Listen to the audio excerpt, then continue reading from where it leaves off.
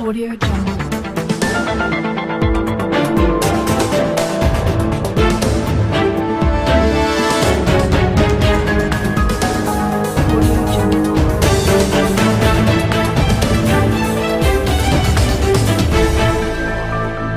Donald Trump seems to be downwardly moving his expectations of what that wall would constitute, how much terrain it would cover. But at the end of the day, I don't believe that whatever compromise we get 3 weeks from now is going to include any type of funding for the wall. And I think that the president's talking about potentially shutting the government down again in 3 weeks if the wall money is not there. I think that's an empty threat. I think that is a bluff that would be easily called by the Democrats. In fact, if you look at the Democratic press conference that followed the Trump announcement, Chuck Schumer basically said, I hope the president learned his lesson, which I'm surprised he even said that, but it's an admission that the Democrats were trying to teach Trump a lesson.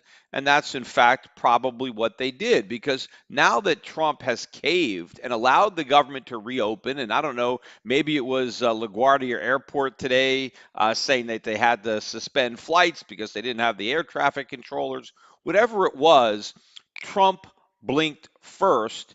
And I think that's it. I think he doesn't have a negotiating position in the future because now all the government workers are going to get paid. They're going to get checks. So the potential economic hardship is been diffused. And again, this is also shows you the degree to which our economy is teetering on the edge of the brink because you have so many government workers who are living paycheck to paycheck. If they don't get that paycheck, they can't pay their rent. They can't put food on the table. This is a very unhealthy economy where people have no savings and are so completely dependent on a paycheck that may not come in because during this next economic downturn, a lot of people are going to lose their paychecks because they're going to lose their jobs. And this is just a small taste of what's to come. But obviously, Trump didn't like the taste. And now he had to cave in.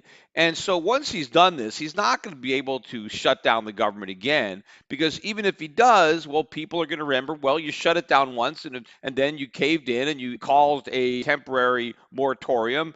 The money got paid to the workers, and here we are again. So I think once you've given in, I mean, I think you're done as far as future negotiating is concerned. You had a hard line, but now you've shown your hand. I think if Trump really wanted to hold out for the wall, he should have held out for the wall and not given in. I mean, initially he said, under no circumstances will I agree to reopen the government while we continue to negotiate on the wall. And that's exactly what he did. We're exactly where we would have been had the president taken this position from day one. But now he's gotten to this position after a record-breaking shutdown. He has gained absolutely nothing. And we're back where we're started, except he does have a much weakened position if he wants to bluff that he's going to do the whole thing all over again, which he is not. So I think the shutdown is over. The government, unfortunately, is fully back in business. I mean, the bad news, it was never really out of business. This whole thing was a farce, as all these government shutdowns always are. The government is going to stay open. It's going to keep doing damage to the economy. It's going to keep spending more and borrowing more. And it may be spending a little bit more on border security, but at this point, I just don't see the Democrats giving Trump the wall. Whether it would have done a significant amount of good or not remains to be seen and maybe is open for debate. But I think politically, the wall is now a symbol. And I think the Democrats at this point do not want to give up that symbol by allowing that wall to be built. And so I think that the wall may be an election issue in 2020, but of course, I think the economy is going to be a much bigger issue in 2020 than the wall. Meanwhile, the stock market had a rally today. The Dow Jones was up about 184 points. So it managed to finish the week positive. It was down on the week going into today, but it got a lot of help from the Federal Reserve. There was a article early this morning by the Wall Street Journal basically confirming something that I have been saying for years. And that is the Federal Reserve is now thinking about ending its quantitative tightening program, right? They're not going to shrink the balance sheet nearly as much as they had indicated in the past or what they had been thinking, that they're almost done. Not too long ago, it was on autopilot. They were just going to leave it alone and it was going to keep on going. And then, the market started to cave. And then they changed that to, well, we're data dependent. And now the market starts to go down a little bit more. And all of a sudden, we're almost done, right? So the Federal Reserve is having to prematurely abort quantitative tightening, which is exactly what I said they were going to do before they shrunk the balance sheet by the first dollar. The day the Federal Reserve announced its intention to shrink its balance sheet, I was out there saying it's never going to happen. I said they may try, they may even get away with a small reduction cosmetically to get it going, but I said before they made any significant progress and in reducing that balance sheet, they would have to stop. Right? And that is exactly what they did. So now this is 2 for 2 as far as what I predicted would happen with Fed policy, because I also said from before they had the first rate hike, I said that if the Federal Reserve starts raising rates in an attempt to normalize interest rates, if they start that journey, they will never complete it. That they will have to stop raising interest rates at some point, and that's what they've done. So they've stopped raising interest rates, and they're going to stop quantitative tightening. Exactly what I said they were going to do. Now, of course, the markets are very happy, right? Everybody is excited now. The Fed is our friend again. The market can go up. This is all good news as far as Wall Street is concerned and the conventional media, but they don't understand that these decisions were inevitable because the Federal Reserve didn't solve any of the problems that led to the 2008 financial crisis. They made all the problems bigger. See, the reason that I knew that this was going to happen and none of these other experts had a clue, in fact, even until a month or two ago, nobody believed the Fed was anywhere near the end of its rate hiking cycle. Nobody believed the Fed was anywhere near shrinking its balance sheet. Now, why didn't they believe it? Because the Fed wasn't saying that. They were just listening to what the Fed was saying. I didn't care what they were saying. I knew what they were going to do. And now they've done exactly what I said they were going to do. Yes, maybe it took a few years longer than they thought for them to do it because certain things happened that gave them the ability to do that, like the election of Donald Trump and the surprise euphoria and tax cuts that created. But be that as it may, we are now exactly where I said we were going to be, where the Fed has to abort this tightening, because I knew from the beginning that if they tried to normalize rates, they would prick their own bubble. If they tried to shrink their balance sheet, right, they would be trying to pull the table out from under the cloth. And I knew that that was an impossible trick. Well, now the Fed has figured out that it's an impossible trick. But it's not just stopping, midway, or they need to shove the rest of that table back under that cloth because otherwise, it's still going to collapse. But the truth is, it doesn't matter because this bubble is pricked. The air is coming out no matter what the Fed does now. But again, part of my forecast from the beginning was not just that they would halt prematurely the rate hikes and that they would call off their quantitative easing. I said that that would just be the beginning of the process to reverse the policies and go back to zero and go back to quantitative easing. But I said when they first acknowledge this, when they admit this, that the markets will rally and that will take some of the pressure off the Fed, because what put the pressure on the Fed was the markets tanking, was the market finally being in a bear market. That 20% drop was it. The bear market started and the Fed was scared, and so they did exactly what I said they were going to do, and they reversed policy. And of course, the economic data was also deteriorating. Of course, I think it's still deteriorating. We're not getting the data now because of the shutdown, although now that the shutdown is coming to an end, so I guess we'll get a deluge of data that we didn't get in the past. It'll all probably come out in some big data dump, and then we'll get a lot more negative news on the economy. But I knew and I said that this initial capitulation by the Fed to the markets would ignite a brief relief rally. And that's where we are now. But this rally is going to run its course. This is a bear market rally. This is not enough. The rate hikes of the past have already ensured a recession. The fact that the Fed is no longer expanding its balance sheet ensures the recession. They needed to continue quantitative easing. Without it, everything is imploding. It just didn't implode right away. There is a lag between this monetary policy and the unraveling of the bubble that was inflated on top of this policy. But now it is all coming, unglued. And what is going to happen is when the market goes back down and takes out the lows, or even just gets in the vicinity of the lows, and as we get some more bad economic data, then the Fed is going to cut rates. Then the Fed is going to launch quantitative easing, or they're going to wait until we're actually in a recession to do that. But that is the next thing that is going to happen. And between now and then, I think the dollar is going to continue to lose value and gold is going to rise. In fact, as a result of today's announcement, we had a rather sharp decline in the dollar. Dollar index was down 80. We closed at 95.79, I think, back below 96. We still haven't taken out the lows for the year, but I think that's coming. In fact, that may be coming next week. Gold not able to get above 1,300, but it got very close.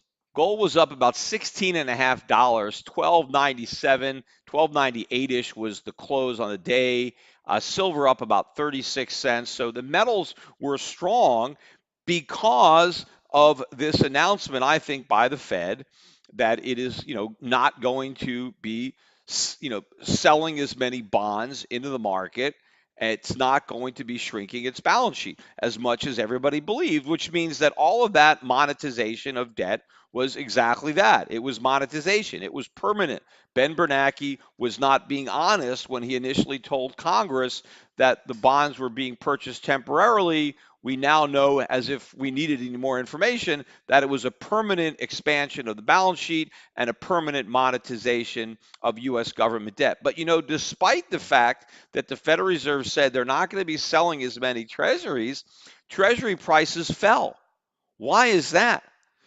Because there's not going to be as much supply coming on the market. Why wasn't that good for treasuries, right? The reason is because I think the bond markets are beginning to get a small whiff of the inflation that is going to be created as a result of the fact that the Fed is not going to be withdrawing from the circulation that money, and it's going to be holding on to those U.S. government bonds. But again, this is just the first piece of this puzzle because it's not just that they're not going to be doing QT, it's that they're going to be doing QE, right? It's not just that they're not going to keep raising interest rates, it's that interest rates are going to go back to zero. But before that happens, again, we do have a window of opportunity to increase our exposure to gold and gold stocks and diminish our exposure to the US dollar, the US stock market, the US bond market, get more money invested overseas, because I believe now you're going to start to see the investment thesis that I've had all of these years really start to play out. I mean, it's going to go slowly at first, right? We're going to slowly see the foreign stocks outperforming the US stocks as the dollar declines. Gold stocks will again begin to outperform non-mining stocks as the dollar weakens and more people begin to perceive the inflationary threat that's looming in the horizon. But then, once we actually go back into recession, I mean, once we're back at zero, once we're doing another round of quantitative easing, I mean, it won't technically be too late to make these investments. It's just that the opportunity will not be nearly as great because the dollar will be much lower. And all of the foreign stocks that you would want to buy to protect yourself will be much more expensive, priced in dollars. So, before there's a stampede to get out of the dollar, well, now it's just a trickle as people are beginning to figure out what should have been obvious years ago, but wasn't. They're going to start to vote with their feet. And as they're voting with their feet, they're going to be leaving the dollar and all U.S. assets looking for true safe havens outside the U.S. And this whole idea that the U.S. is the cleanest dirty shirt in the hamper is finally going to be exposed for what it is.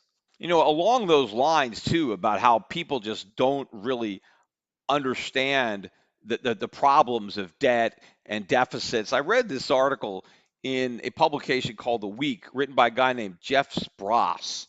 And the title of the article was How Deficits Can Save Global Growth.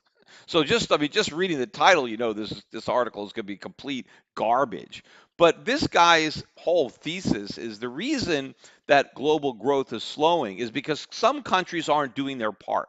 Right? There are some countries that are just not running trade deficits, and they're producing more than they consume, and therefore this is bad for the economy. And what he is hoping is that the countries, like Germany, right, for example, he gives, that are running surpluses, that they should just pitch in and run deficits too. And if they can just start borrowing money and buying stuff, that the global economy can have more growth, which is it's such an acidine conclusion to draw. I mean, basically, this guy thinks that the problems in the economy are that some countries are investing too much and saving too much. They're just too fiscally responsible. They're too prudent. They're living within their means. That's the problem. He says we need more countries like America that are profligate and just spend, spend, spend and keep going into debt and live beyond their means. Well, how is that even possible? I mean, does this guy not even realize that it's impossible for every nation to run a deficit? Somebody's got to run a surplus, right? That's the definition. If somebody is importing more than they export, somebody else has to export more than they import. I mean, somebody has to make the stuff that everybody is buying. The same thing with borrowing. Everybody can't be a borrower. Somebody has to be a lender. If everybody borrows, from whom do they borrow? Who does the lending? Now, I guess they're saying, well, the central banks will just do massive printing. Well, that's just worldwide inflation and a collapse of the whole fiat monetary system. But it shows you this is the type of thinking. Again, this guy, probably got a degree from an American college. Maybe he studied economics, and he comes out a complete idiot. Right, just like Ocasio-Cortez can major in economics and come out a communist. I mean, obviously she learned nothing. This guy didn't learn anything either. To think that economies grow because of debt and borrowing, the reason that you're seeing some slowdown right now in global growth is that countries have borrowed too much, right? They have so much debt they can't keep borrowing. I mean, the problem is we're trying to pay for the consumption of the past because we borrowed to finance it. So that means we don't have as much money to consume now because we have to pay back the money we borrowed to consume in the past. And we're going to consume even less in the future because the interest rates are rising and the bills are piling up.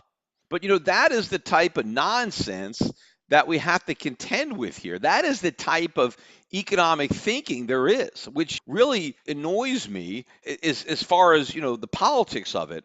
But as an investor, this is what's going to make us rich. It's the fact that so many people have absolutely zero understanding of economics and how it works, that they were so fooled by the Fed's magic trick that they actually believed that a problem that the Fed made worse was solved. And that caused the herd to invest based on a false understanding, a false narrative of what was going to happen. And so everybody is positioned the wrong way. The crowd is invested completely wrong.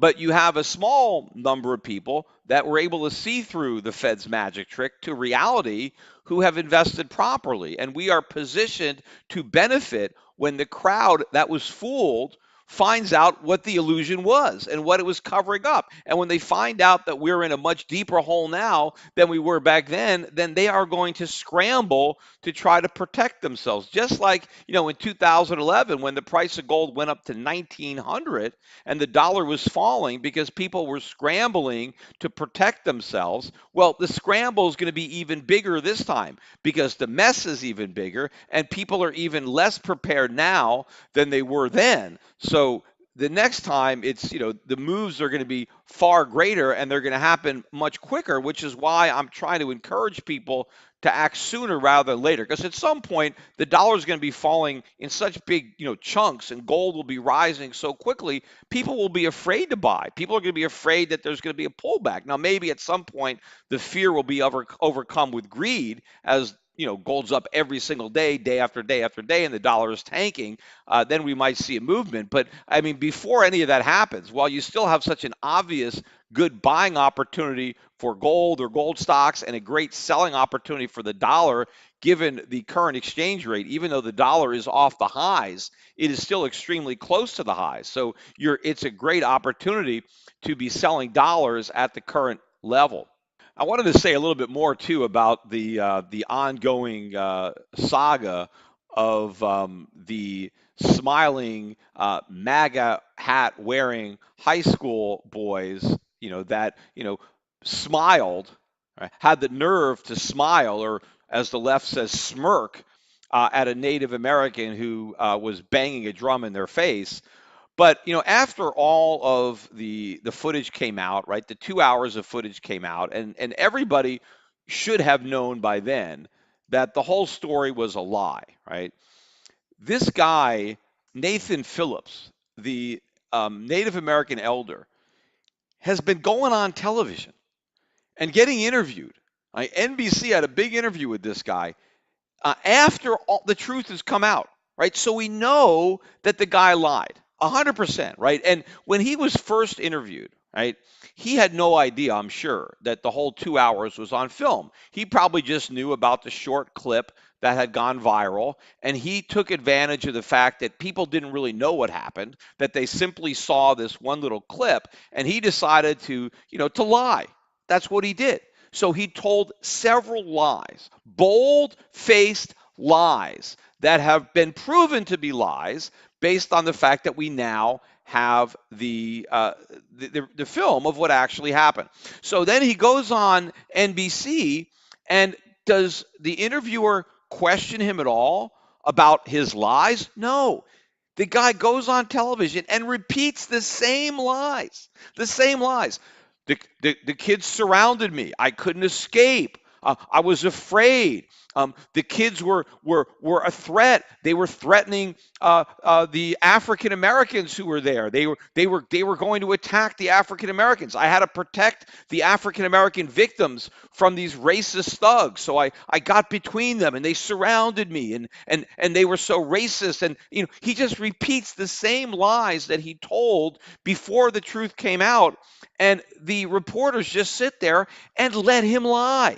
I mean, could you imagine? I mean, the problem is everybody is afraid of calling this guy out or even asking him the question about, hey, wait a minute. I mean, this is what we saw. Can you explain what we saw versus what you're saying? I mean, all he gets is softball questions. I guess if you are a member of the protected group, if you are an official victim, right? So if you are a Native American, you can tell all the lies you want, and it doesn't matter. You're forgiven, right? You don't have to tell the truth. You can lie, lie, lie, and the media just, okay, just lets you get away with it because they're afraid to call you out on it so you can say whatever you want. But if you're a white male, you can't even smile. The minute you smile, you're Adolf Hitler. And if you don't believe that, I was, reading this article. I didn't even see some of these tweets that came out. But the NBC also interviewed Nick Sandmann, who was the main face of this whole controversy, the kid who was standing there with the MAGA hat on, who was smiling. And so NBC also interviewed him. And oh, by the way, too, Nathan Phillips on his interview said that he forgave Nick Sandmann. He forgave him. Forgave him for what? You don't have to forgive somebody who did nothing wrong. He should be apologizing to Nick Sandmann for lying. He should be apologizing to the country, to NBC, to the reporters. He has a lot of people to apologize for, but he figures, hey, why should he? Right? He just, he's a Native American, so he could do anything he wants. He could say anything he wants. But Nick Sandmann, he can't even smile. But again, so in the Nick Sandmann, because he was being interviewed, a lot of people on the left were outraged by the fact that the media would even interview this guy. So this article that I was reading in the Daily Wire pointed out some of the criticism that he was getting on social media, on Twitter, when NBC announced that they were going to interview him. So one guy tweeted, "Oh, wanted to know if they were also going to go to prison and interview Dylan Roof, right, to do a segment." Now, Dylan Roof, if you don't remember, he is the white supremacist who murdered 9 black people in a church in cold blood in 2015. So this guy is a white supremacist, and he murdered in cold blood 9 people. And this guy is equating Nick Sandmann with that guy. Like he's some kind of white supremacist. Well, how is he a white supremacist? Because he had the nerve to smile when somebody was banging a drum in his face? That makes you a white supremacist? But it didn't stop there. There was another tweet that went a little further. This guy tweets, "Will you be digging up Hitler's corpse for a fun dialogue?" All right, so now NBC is going to interview somebody who smiled and wore a MAGA hat. And this guy is saying that's the equivalent. This smiling 16-year-old high school student is the equivalent of Adolf Hitler. Adolf Hitler, right? A man responsible for the slaughter of millions of innocent people in concentration camps, responsible for World War II. That guy is the equivalent of this high school kid because he smiled wearing a MAGA hat, right? This as a Jew, first of all, I am offended when anybody would diminish just how bad Adolf Hitler was by comparing him to this kid. But this is where the left is, right? They can lie with impunity, they can say whatever they want, and somehow they're on the moral high ground. But you so much as smile, right? If you're white, or if you're a conservative, or if you support Trump, and you're Adolf Hitler. I mean, this thing is just boils my blood the longer it goes on. And again, all I can hope is that somehow it backfires on the left because it is so extreme. It shines such a spotlight on the absurdity of everything that they've been doing and everything that they've been saying that it's got to backfire. Because if this doesn't, well, then there's nothing that these guys can't get away with. But I want to finish up this podcast by talking a lot about a proposal by presidential candidate Elizabeth Warren for a wealth tax in the United States. And according to Elizabeth Warren, the tax would be 2% on wealth above $50 million. And it's an annual tax. So let's say you have $100 million of wealth. Well, you would pay 2% of 50 million. And assuming your wealth stayed the same, you would pay the 2% again every single year, right? Your wealth would be taxed over and over and over again. The same wealth, right? Because at least in an income tax, they're taxing different income, right? The income that you earned in a different year. But the wealth tax, they want to tax the exact same wealth over and over again. And then the tax rate goes up to 3% if you have more than $1 billion. So if you have $10 billion of wealth, then you would pay 3% of 9 billion each and every year, right? Of course, if your wealth went up, you would pay 3% of a bigger number, and if it went down, you'd pay 3% of a smaller number. Now, this is a terrible idea, right? Number one, it's unconstitutional. Number two, it's immoral. And number three, it's horrible for the economy. But I'm going to talk about all three of these. But the first one is the constitutionality, because this is simple. This is straightforward. And I've only seen a couple of articles that have brought this point up correctly, that it would be unconstitutional. But I read one article in the LA Times, a completely idiotic, biased article by the LA Times. Basically, the title of the article should give away just how biased they are. The title says Elizabeth Warren's wealth tax proposal is constitutional, experts say, and necessary. First of all, it ain't necessary. In fact, it's a lot more than not necessary. It is extremely dangerous and destructive, but it is completely unconstitutional. There is no way you can try to contort the Constitution in such a way as to justify the wealth tax. And I know I've spoken about this before, but I'm going to speak about it once again. Not everybody, listens to all my podcasts, but the Constitution is very clear. It creates two types of taxes: direct taxes and indirect taxes. And indirect taxes are taxes that you pay indirectly to the government, hence the name. What's an indirect tax? A sales tax, right? When you pay a sales tax, you don't send a check to the government.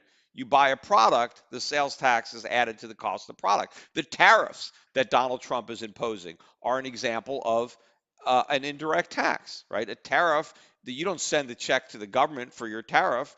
The tariff gets added onto the price of the product. So you pay the tax indirectly when you buy the product. That is an indirect tax. What is a direct tax? A direct tax is where you write a check and send it into the government, right? They're taxing you directly, not indirectly through the things you buy. They're just laying the tax directly. Now, each class of tax has its own criteria that is imposed. So the Constitution says that all indirect taxes must be uniform. What does that mean? That means they have to be the same. That means if they're going to put a tax, let's say a 10% tax on cigarettes, that the tax has to be the same all over the country. They can't have the tax be 10% in one state, but only 5% in another state. They have to be uniform, right? And that's the only requirement, right? The federal government can levy any indirect tax it wants so long as it does it uniformly, right? Now, for direct taxes, it's a different criteria. Direct taxes have to be apportioned. And in fact, the founding fathers thought it was so important that they actually mentioned it twice. The only thing the Constitution says twice is that direct taxes have to be apportioned. Now, what does that mean? Well, that means before the government can levy a direct tax, first it has to calculate how much money it wants to raise that year, right? So let's say the government wants to raise $100 billion in a direct tax, and it wants the direct tax to be on wealth, right? Okay, we want to raise $100 billion. Well, what they have to do is they have to add up the population of each state, and then each state is responsible for its proportion of that tax. So let's say you have a state that is 2% of the population. Well, they would have to pay 2% of that 100 billion or $2 billion. That's their share, right? And so here is the problem with that. One, it's very difficult because you got to know exactly how much you want to raise, and then you got to have the census, and then you got to send each state a bill. But then it's up to the state to figure out the rates on how to raise the money. Because let's say you have two states that each have 2% of the population, but one state is twice as wealthy as the other state. There's a lot of rich people living in that state, and the other state has a lot more poor people. Well, if they both have the same population, they both are responsible for raising the same amount of money. And that would mean that the wealth tax in the wealthy state would be a lower percentage than the wealth tax in the poorer state. So that would mean that it wouldn't just be one rate, right? That everybody would have, like Elizabeth Warren and say, oh, it's just going to be 2%. It wouldn't. In some states, it might be 2%. In some states, it might be 5%. In some states, it might start on wealth above 50 million, but other states may have to have a lower bar. They may have to tax wealth above 5 million in order to get the required amount of money. Because obviously, all the wealthy people are concentrated in a handful of states. I mean, the people that would pay this tax, which is exactly why the framers made it so hard for the government to enact a direct tax, and why they wanted it to be apportioned is because they didn't want poorer states to vote for taxes that would be paid by the wealthier states and not them. That was the whole idea, to prevent the poor states from draining resources from the wealthier states. That's one of the reasons that the income tax, which really is a direct tax, has been so bad, is because it has allowed that to happen. But of course, the other reason that the founding fathers liked indirect taxes was because they said they were self-correcting as to abuse, meaning that if you raise the tax too high, you don't collect any revenue because people just don't buy the products that are subject to the tax. But a direct tax is harder to avoid because it falls directly on the citizen, and therefore it's more oppressive. And so the whole idea was that the government was going to run on indirect taxes. That's where the money was going to come from for normal operating procedures. But, if something happened like a war, an emergency, and the government needed to raise a lot of money, that's when they would turn to a direct tax. So it wouldn't be an ongoing source of funding for the government. It would be something they did in an emergency if they needed money quickly, and then that's when they would fall to direct taxes. But of course, when the income tax came in, right, it was declared unconstitutional because the income tax is a direct tax, right? You send the money directly to the government. Now, of course, the government tried to claim that no, that it wasn't a direct tax. They tried to claim that the framers only meant a capitation, which is a poll tax, which is just a tax per head, right? There's no criteria. Like everybody's going to pay $10, everybody's going to pay $50, right? And so they tried to argue that that's what a direct tax was. But the Supreme Court said, no, that's crazy. That's not what it means. I mean, obviously, if a direct tax just meant a capitation, then that's what the Constitution would read. It would say all capitation shall be apportioned. The fact that they used a broader term, direct taxes, means that there's more than one tax that falls into this category. So the Supreme Court in the Pollock decision completely rebuffed that idea and had all kinds of examples that proved that the founders did not mean direct taxes to be limited just to capitations, that it included property taxes and, of course, an income tax, which is what prompted the passage of the 16th Amendment, which reads that Congress can lay and collect taxes on income from whatever source derived without apportionment. Now, without getting into the meaning of the 16th Amendment, because I don't really want to have that discussion now, just suffice it to say that the 16th Amendment says you can tax income from whatever source derived without regard to apportionment. Just income, not wealth. It doesn't say you can tax stocks, your private companies, bonds, real estate. Those would be sources of income. If you own a piece of property and it pays a rent, okay, well, you can tax the rent, which was derived from the real estate, but the 16th Amendment doesn't say you can tax the real estate. You can't tax the source of income, just the income that is derived from the source. That's clear. And in fact, when the Supreme Court ruled on the constitutionality of the income tax again in the Bershaber decision, the Bershaber court specifically looked back at Pollock and said that it was not repudiating or overturning anything from Pollock, that everything that was said in Pollock, that decision stands. And it has never been challenged. So that is the ultimate decision. And there have been other Supreme Court cases that have not been as involved as Pollock that have ratified this idea of what a direct tax is and what an indirect tax is. So you have all kinds of Supreme Court precedent, beginning with Pollock, but then having cases like Eisen versus McComber. There's a number of cases that I don't even need to get into, but suffice it to say, the body of law is very clear on now what a direct tax is and what an indirect tax is. But of course, this article in the LA Times says, it reads that the experts claim that it's constitutional. What experts? They dug up two idiots that they claimed are experts that have some legal background, and they're trying to say that direct taxes are only capitations, which is exactly what Pollock said was not the case. And they laid it out. They proved it. These guys referenced Pollock as if Pollock was now outdated or had been overturned by Bershaber or some other case, which it didn't happen. But what they did reference in this article, these experts, they did reference the estate and the gift tax. And they said, well, the estate and the gift taxes were upheld, and so therefore a wealth tax would be upheld too. And that's a bunch of nonsense. First of all, I do not believe that the Supreme Court decision with respect to the estate and gift taxes was sound. I think that the estate and gift tax are unconstitutional, but they have been upheld as constitutional. But you have to understand why, and you have to understand how the court was able to kind of contort the Constitution to allow this. The gift tax and the estate tax are not taxes on gifts or estates. That's not how they're worded, right? So you are not being the gift that you give. When you give a gift, it's not a tax on the gift. The way the statute is worded, it is a tax on the privilege of making a gift.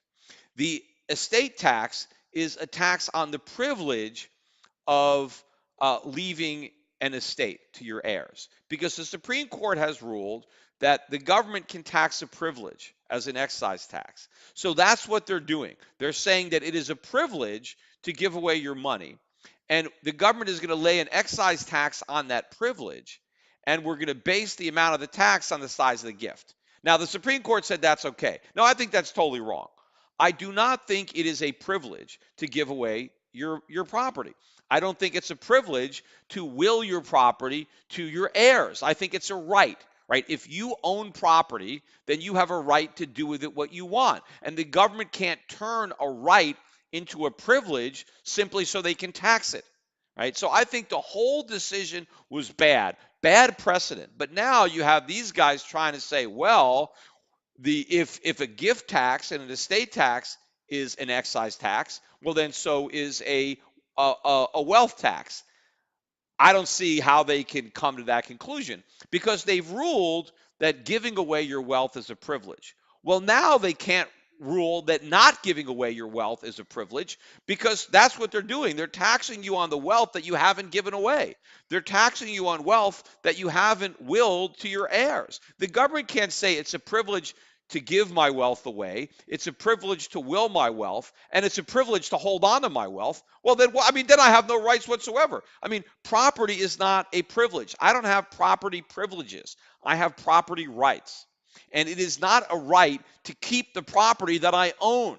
If I own property, you can't say I own it based on some kind of privilege. What privilege are you exercising when you own your own property that you acquired legally?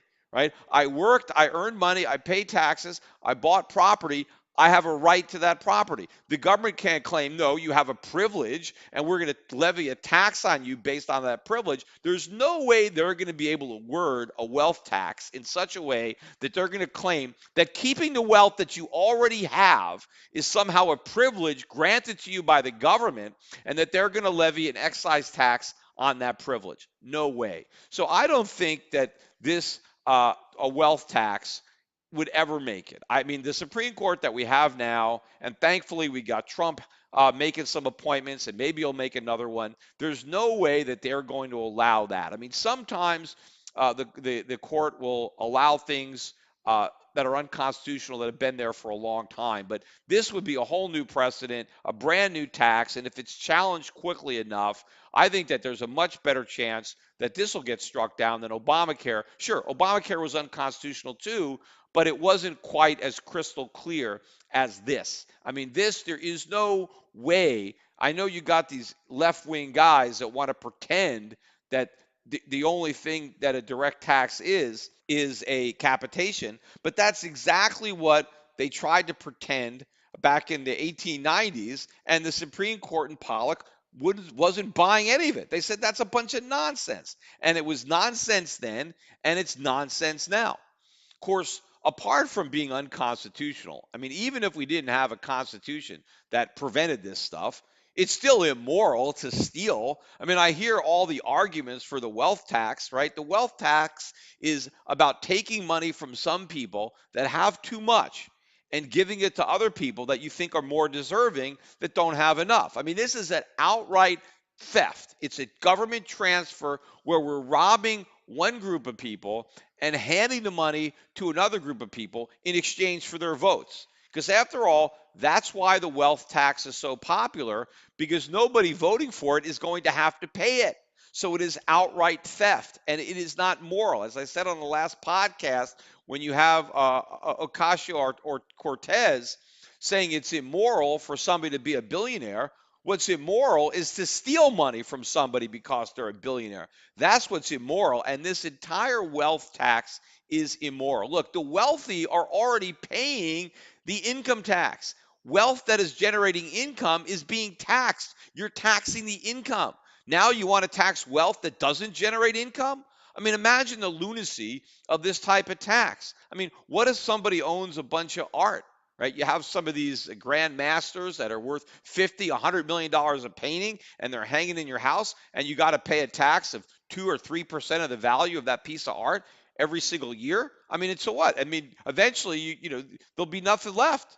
I mean, you can't even afford to own the art if you have to pay that. But I mean, what about people that own undeveloped land? I mean, especially people that aren't developing land. Maybe it's, they're keeping it pristine, conservation, but they own it. I mean, they're not getting any income off it. They have to pay taxes. And then, of course, you have a lot of people that own businesses where, you know, there's no liquidity there. You can't just sell a private company, but now you got to get an appraiser to say what it's worth. Well, it could be worth a lot of money, but there's not nearly as much liquidity. I mean, where is the money going to come from to pay the tax if you have a wealth tax? And of course, the huge problem economically for a wealth tax is wealth is where economic growth comes from.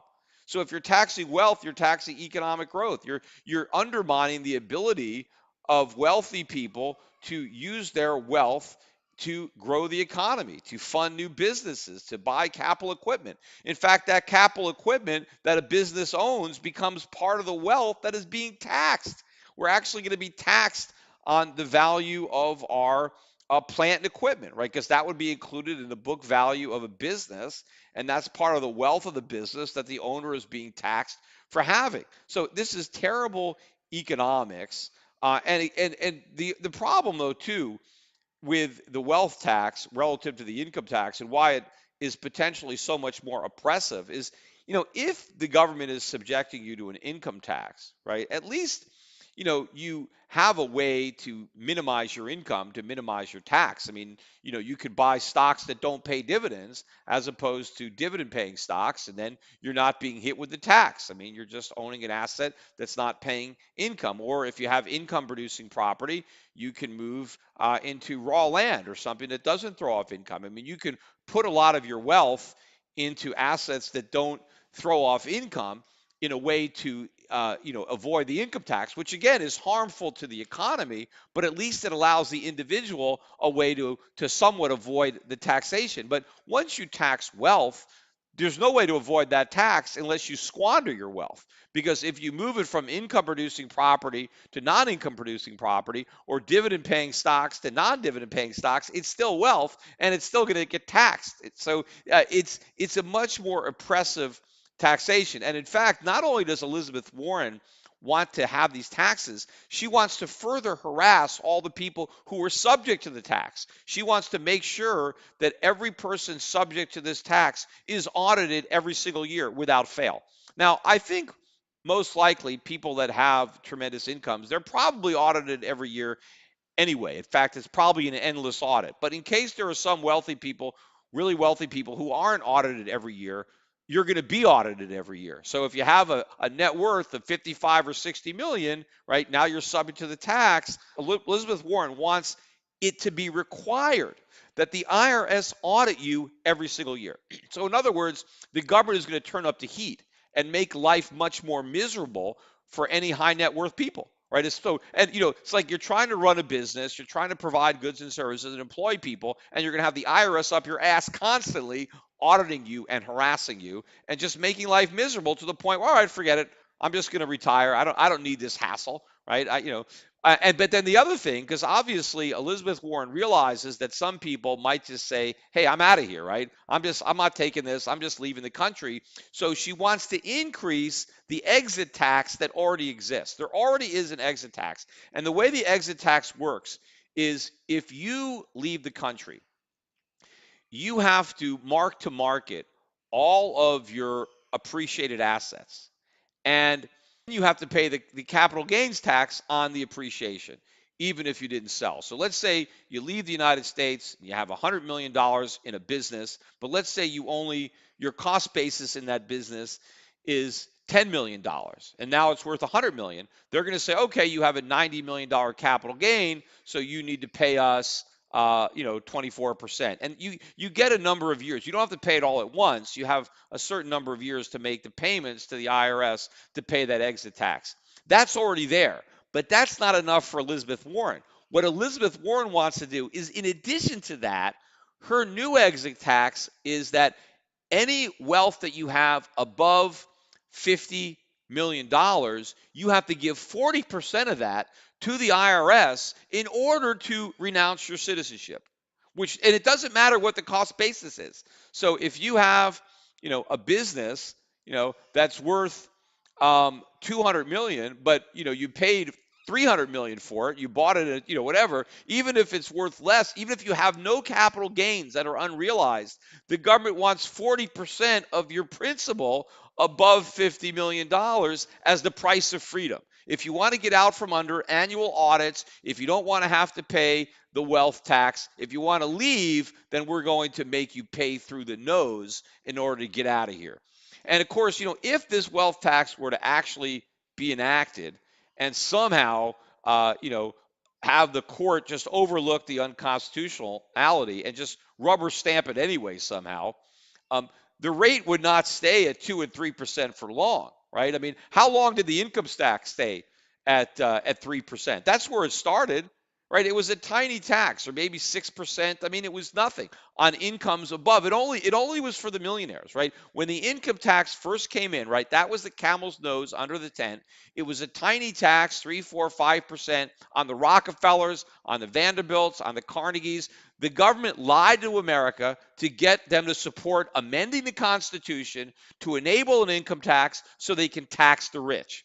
And the whole idea was, hey, we're going to lower taxes on everybody else. We're going to get rid of all these tariffs that we have now that the middle class is paying. And instead of tariffs, we're going to have an income tax that the super rich are going to pay, right? And then they had to amend the Constitution. And when the Supreme Court initially declared it unconstitutional, that they lampooned the Supreme Court, they vilified them. You're defenders of the rich, right? It was a tax on the rich to relieve the middle class of the burden of taxation by allowing for the elimination or the lowering of tariffs, because the government was going to have the tax revenue coming in from the rich. And then no sooner did they pass the income tax as a soak the rich tax, of a minor tax. In fact, I think they were thinking about putting a cap in initially. There was some talk about capping the income tax at 10%. I wish they did that. But I think what they said is they didn't want to cap it at 10% because they were afraid somebody might actually raise it that high. Well, then they should have capped it lower. But, nobody thought it would be 10%. And before long, it got up to 91%. And it's not just for the Carnegies and the Rockefellers, but started with World War II and the withholding tax, the butcher, the baker, the candlestick maker, everybody paid the tax at rates far in excess of what anybody believed possible initially for the Vanderbilts and the Carnegies and the Rockefellers. So now you have the government saying, hey, let's allow a wealth tax. And it's just going to be on the very rich, just on the super rich, just on the billionaires, right? The really, really rich people. And it's only going to be small. It's just going to be a couple of percent. Yeah, right. That's what they said about the income tax. So if this thing comes in, it's not going to be long before that 2% becomes 5%, 10%, and before that threshold of 50 million goes down to 25 million, goes down to 10 million, and at the same time, the threshold for the tax is going down, the value of money is also going to be going down. So prices are going to be going up. So inflation is going to be artificially lifting the value of everybody's assets, pushing more and more people into the wealth tax that otherwise would not have been there. But what they're taxing is not real wealth, but phantom wealth. And what this tax really is a recipe for outright confiscation, nationalization. This is what the government is doing. When they're taxing your wealth, they are confiscating your wealth. They are nationalizing your wealth, except they're not doing it all at once. They're doing it slowly. But the next thing you know, you're living in Venezuela. And that's exactly where we're going because this is democratic socialism. This is how it works. You democratically vote in socialism, and then it creeps higher and higher and higher until there's massive poverty. You've destroyed all the wealth, and then you have violent revolution. This is the slippery slope that I talked about in the last podcast. And hopefully, the the slip on the slope that we don't take is an unconstitutional wealth tax, which obviously is not going to pass while Donald Trump is president and while the Republicans are in the Senate. It has no chance. It will be a selling point for the 2020 election. In fact, this is going to be crazy to watch the Democrats outpromise one another in these primaries, right? Because it's all going to be about who can promise to steal the most from the richest people and give the most to everybody else, right? Everybody's going to have to out promise and out steal the other person in order to get the nomination. And under normal circumstances, right, I don't think that this socialist that the Democrats are going to nominate would be able to win under normal circumstances, right? Even if Donald Trump, was on the ticket, right? Under normal circumstances, as much as some people don't like Trump, hopefully there's still enough Americans that don't like socialism even more, right? And so that the Democrats would not be able to win. But if the economy does what I think it's going to do, right, and all the blame is laid on the Republicans and on Trump, in this type of economy that I envision, under these circumstances, this would be the one time that the Americans would be dumb enough to vote in socialism. And as I said, if we vote it in, we may never lose it. We may have one election cycle to take it back. One. And that might be it. And then we're done. We're done as a nation. And who knows when we'll be able to get out of this? Who knows when the people will be able to rise up and revolt against the socialists once they usurp even more power? Right? That's what happens because once they're in there, right, and whatever is left of the Constitution is eradicated, and they control the military, right? And so what do? Right? And then they start building these walls around the country, not just walls, literally, but walls like Elizabeth Warren is talking about. Because that exit tax, if that exit tax comes in, right, 40% of your wealth above 50 million, believe me, it's going to go 25 million, 10 million, 5 million. I mean, at some point, they're going to make it impossible for anybody to leave this country. Right? That's what they're going to do. I mean, obviously, in East Germany, they had a wall, and if you tried to leave the country, they shot you. Well, they may not shoot you, at least not yet. But what they're going to do is say, if you want to leave the country, you leave broke. If you want to take your wealth out of America, you ain't doing it. You can leave, but you got to let your wealth stay because your wealth belongs to the people. Anything you have based on a privilege, right? Because if they can get the wealth tax in based on the idea that it's a privilege for you to keep your money, that the only reason you have money is because the government lets you, that you're the beneficiary of some kind of privilege, that you're not actually born with inalienable rights, that the only privileges that you have are at the grace of government, and whatever privileges we give you, we can take away. So if they're going to say, hey, if you're going to leave this country, then you surrender everything you have. But again, once you've taken that perspective, then they can take everything you have even though you're here. That is the direction that this country is headed. That is where the political winds are blowing. And, if we're not careful here, it's not just going to blow, it's going to be a complete storm. And storms are destructive. Believe me, right? I'm in Puerto Rico. I know how destructive a storm could be, but Mother Nature's got nothing on the destruction that can be wrought by socialism.